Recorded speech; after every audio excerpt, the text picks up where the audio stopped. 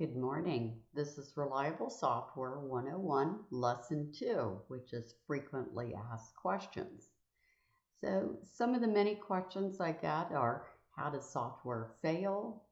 Isn't software reliability the same as software quality?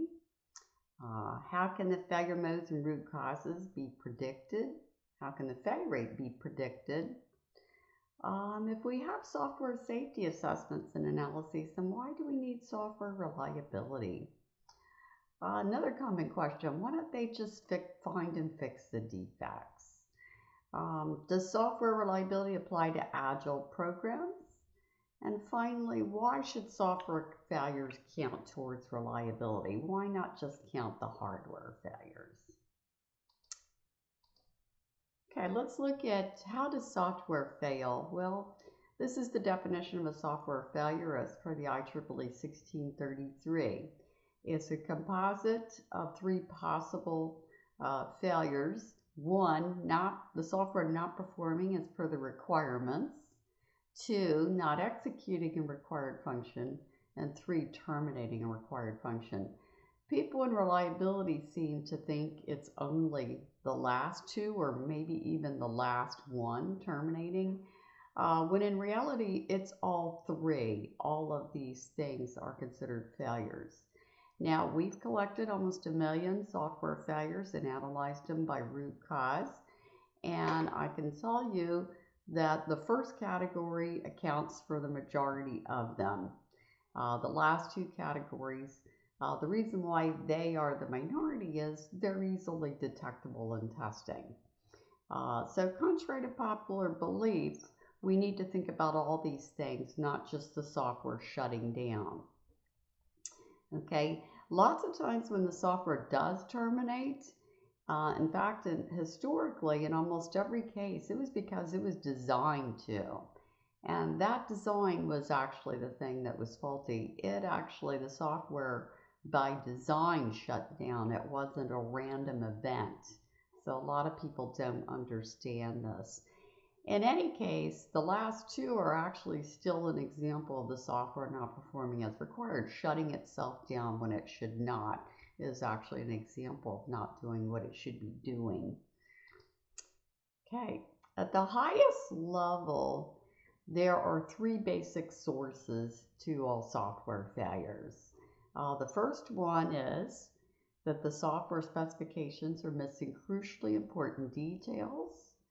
The second root cause is that the specifications are themselves faulty and therefore the code's faulty.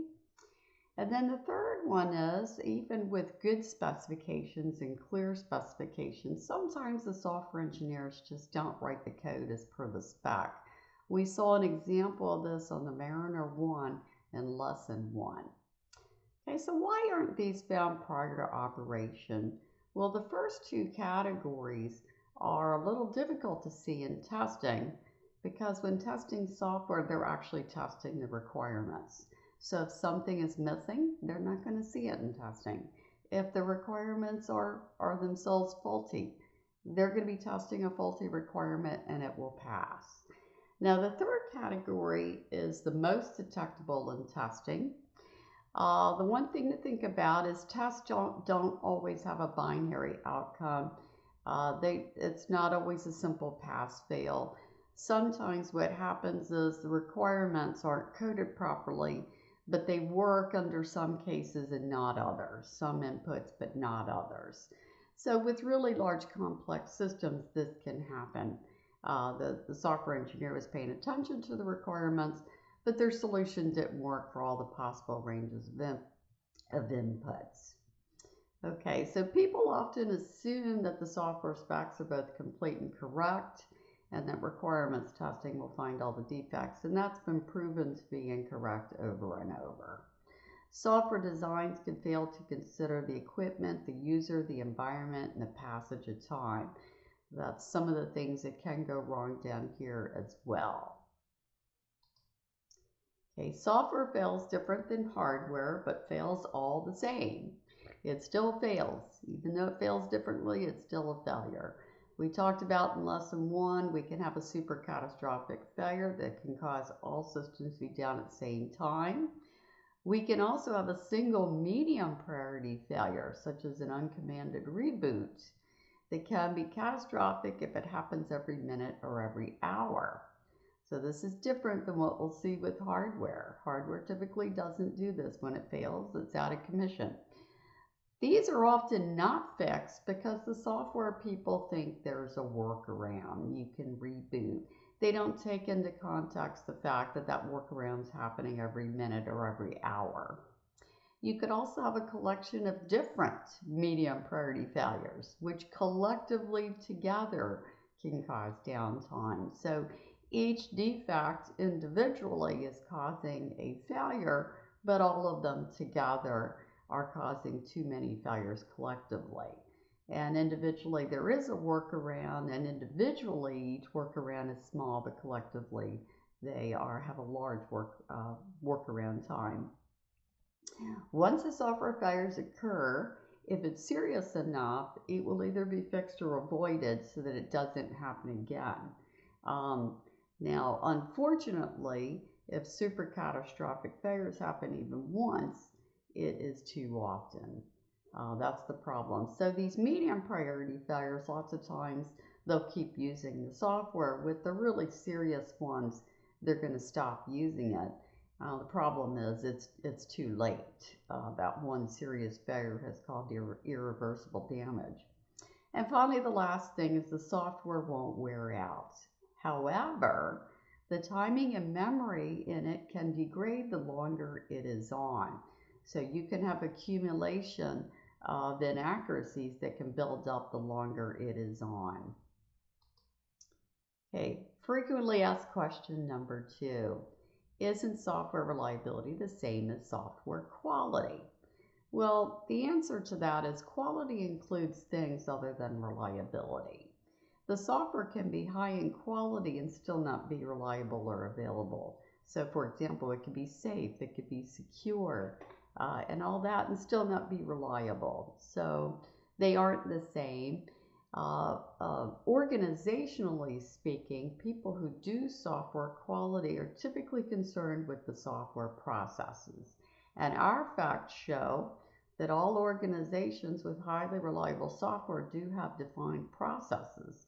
But our facts also show that you can have a defined process, and that doesn't guarantee highly reliable software. So you need a defined process to have reliable software, but just because you have one doesn't mean you're guaranteed to have reliable software. Reliable software also includes people who understand the industry and product. This is crucial. This has been identified not only in our data, but in the U.S. Air Force Rome Laboratory study as well. Execution, this means program execution, project execution, smaller cycles, team sizes that are smaller. Avoidance of known development risk. If you know something's risky, don't do it. Techniques such as model-based specifications are a big thing. And the maturity of the design itself. New systems are going to be less reliable than systems that have been around for a while. Okay, we have 3 decades of data to show that the Software Engineering Institute Capability Maturity Model Index, level 2 and 3 organizations have fewer defects found in operation than at level 1. However, our data also shows that level 4 and 5 organizations do not have fewer defects than level 3, so it does level off. There is a plateau for return on investment. We also have multiple CMMI level 4 and 5 organizations who are supposed to be very good processes that actually had failed projects due to their overconfidence. They thought because they were CMMI level 4 and 5, they could do whatever they want, they can skip processes, they can skip necessary activities, and their project failed because of it. Organizations with too much process may be putting money into things that affect, may not be putting money into things that affect reliability, such as rigorous testing. They may be putting their money into processes instead. Okay, 3, how can the failure mode's root causes be predicted? Well, it's really easy. The same root causes have been repeating themselves since 1962. If you go out and look at the common defect enumeration on the DAU R&M Computing Practice website, you'll see a listing of them. It gets updated on a regular basis. People erroneously assume that software failures are random events. They aren't. They may look random, but the root cause is not. They also erroneously assume that root causes that apply in one industry don't apply to them. That's not true. The root causes are industry agnostic. They can happen to any application. The same organizational root causes have been repeating themselves as well. One of the things we saw in lesson 1, a common theme, was not testing the mission, for example, in simulation from end to end. This was the process root cause behind the Mars Climate Orbiter, the Ariane 5 explosion, and the Cryosat-1, 3 spacecraft lost from the same process root cause in the matter of just a few years. So these things are predictable, but only when people think about them. Okay, here is a summary of some of the failure modes and root causes that are on the common defect enumeration. As we discussed, physical wear out does not apply. What does is faulty data, sequencing, timing, logic, functionality, memory management, interfaces. We could also have faulty corrective actions that cause new defects. Failure modes that apply to a lot of applications, maybe not all of them. The installation package might be incorrect. It might install the files incorrectly. We could have faulty usability if we have a user in the system, the software actually make a mistake. Faulty algorithms for, algorithm intensive software. And then there's some applications that have databases and web-based interfaces and machine learning. There's a whole set of failure modes for those particular features that may or may not be in a software system. We have other modules where we go over these common defect enumerations in great detail, and we recommend that you take a look at some of those training modules. 4, how can the software failure rate be predicted? Well, the underlying root cause of the software failure can be removed. So predicting the time between the same type of failure has very limited value. That's a hardware-centric point of view there. Instead, the failure rate predicts the time between the first occurrences of all the potential software failures. So there are various predictive models based on actual historical data from real programs. And the predictions have value by indicating how often software defect fixes will be required. This is so people can be staffed appropriately. And they predict the overall stability of the software. This is a listing of many of those early predictive models. Historical data is one of the best. Any organization collects historical data. The problem is a lot of people just don't have the resources to do that or don't know how to do it. But if you have actual failure rate data from a previous similar system, it's going to be one of the better predictors. Second to that in accuracy is the machine learning models, such as what we developed. As far as I know, as far as we know, we're the only one that has one that's commercially available. It is more accurate than the detailed assessments I'm going to talk about next. It is essentially historical data, in that we have a large pile of historical data, and it intelligently matches. You answer a bunch of questions, it intelligently matches your inputs to all of those in the machine learning model and provides a result.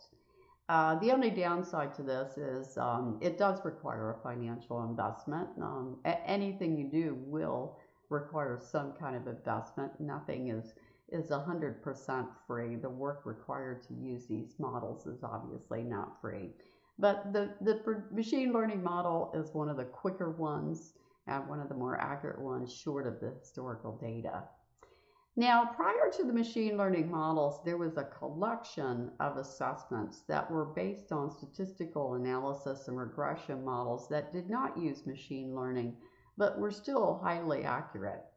And these are also based on historical data. It's the difference between these two models and the first one. This is somebody else's historical data. The first one is your historical data. So the accuracy depends on the number of questions in the model and the ability for people to answer the questions and the age of the model. Some of these models are getting up there in age. So it does require that the software and the reliability people are coordinated, meaning they're talking to each other, they're supporting each other in answering the questions. So this isn't really a cost, it's more of a cultural change. There is also a Raleigh model based on Quantitative Software Manage's SLIM tool. These models are also known to be relatively accurate. Again, they require a financial investment and they require people to actually talk to each other. There's a Weibull analysis as well. It's based on your own historical data, not that of comparable systems, and that could be used as well. The only real downside to it is that the forecasts are not available until about 60% of the defects are discovered, which it could be a little late in the program. And then finally, last on the list, we have the simple lookup tables. These are just simple tables based on your application type, your CMMI. They're quick and easy. They are the least accurate of any of the models, but they're also very quick. So as long as these models are used accurately with the idea that they are ballpark, they can be quite useful. All right, question 5.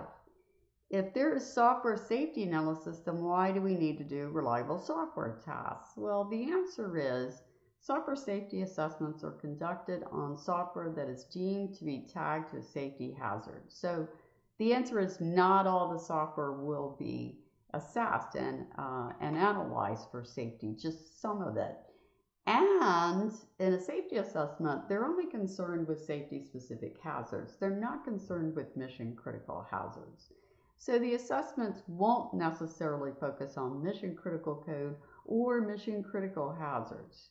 You can see here, typically you have some code that's mission-critical, some code that's safety-critical, some code that's both, some that is neither. The safety assessments are only going to focus on the safety critical parts.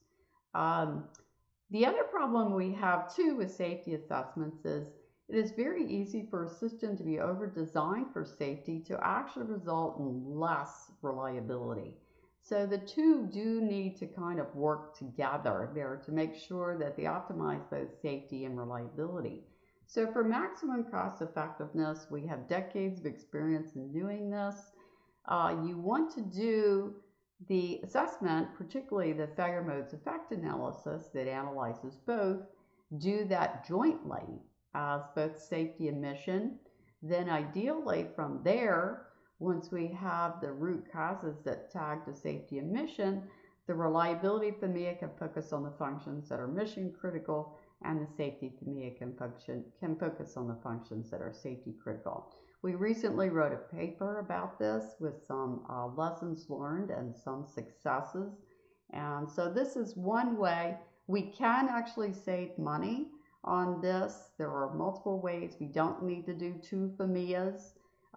We can combine them, but relying on just a safety analysis is not appropriate for reliability. Okay, 6, why don't they just fix the software defects? Hardware people ask me all this time, just tell them to fix the defects and let's move on. A lot of hardware people think these defects take a couple of minutes to fix.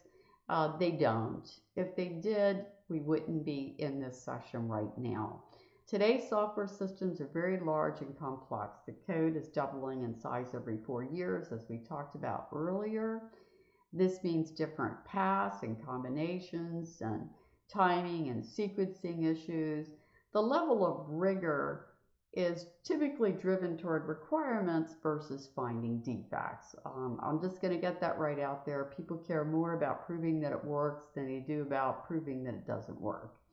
So even when defects are found in testing, Even if they know about them, the time to fix them isn't as small as you think.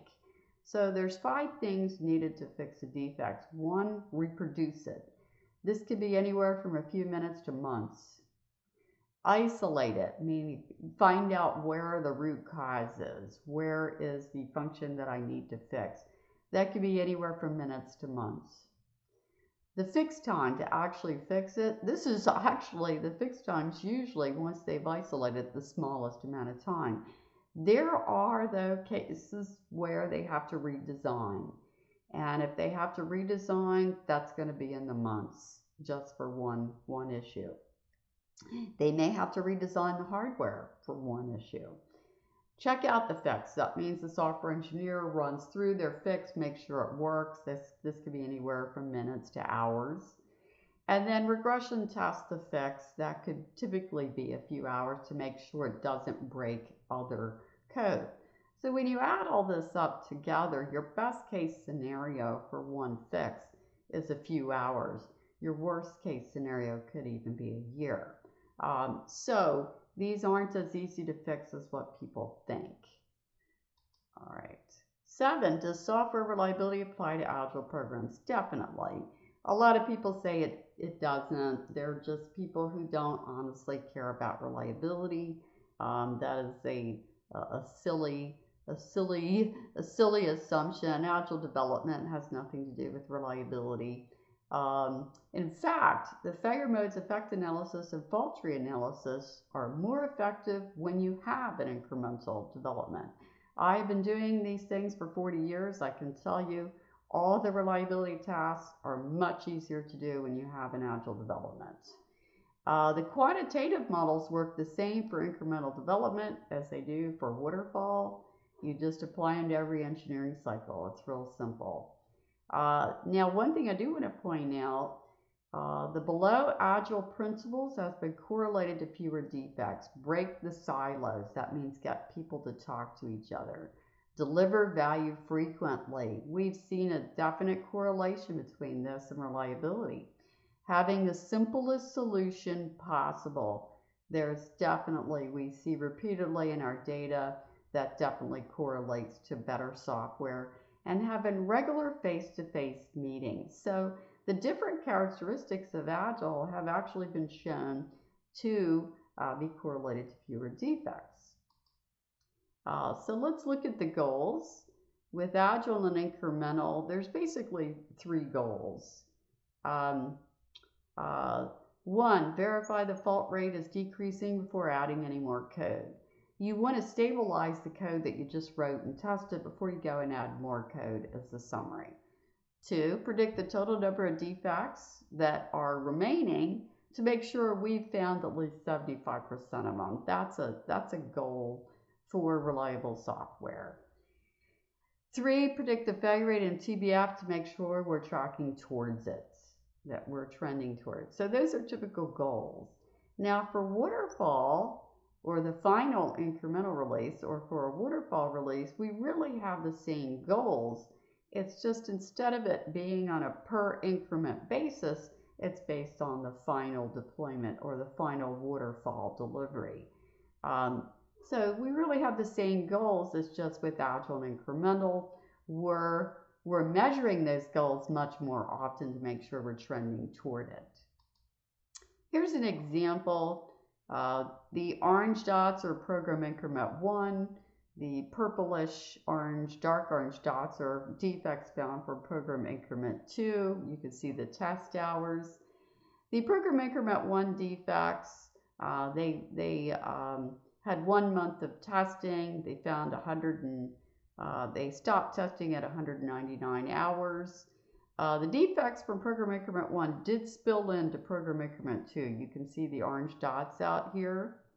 Now for program increment 1, the defects peaked at 6 in any given test event. In program increment 2, they peaked at 9. Right off the bat, that's not a good sign. That 9 doesn't even include the ones from PI1.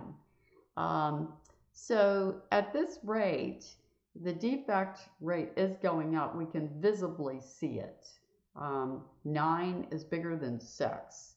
Now, the other thing we noticed at time 199, when they released PI2, you can see the fault rate was really going straight down. It was down to 1, defect rate of 1. Over here, the most recent defect rate is 5, and before that it was at 3. It actually is, we can see PI2 is much less stable than PI1. We don't even need to have a lot of math here to see that they really shouldn't stop the testing on PI2. They're cutting out 50 test hours, so instead of getting 200 test hours, they're getting 350 minus 200, and they have more defects. So that would be absolutely the wrong decision to make. If they kept doing this long enough, eventually the defects would be so large that they can't manage them. Okay, 8. Why should software failures count toward reliability? Well, the DOJ, Department of Defense, and international standards all are very clear. Reliability is defined as the probability of a system meeting the system requirements over some time. None of these standards constrain failure rate based on root cause. None of the international standards do. And there's a very good reason. For example, they don't say we count only hardware failures. None of them say that. The reason is the user and the customer, they don't care what the root cause is. They don't care whether the failure is due to software or hardware. So for example, if a missile misses the target, no one cares if it was software or hardware, it missed. So for this reason, there really is, the answer is there's no reason not to count them. They affect the system, so we count them. All right, thank you.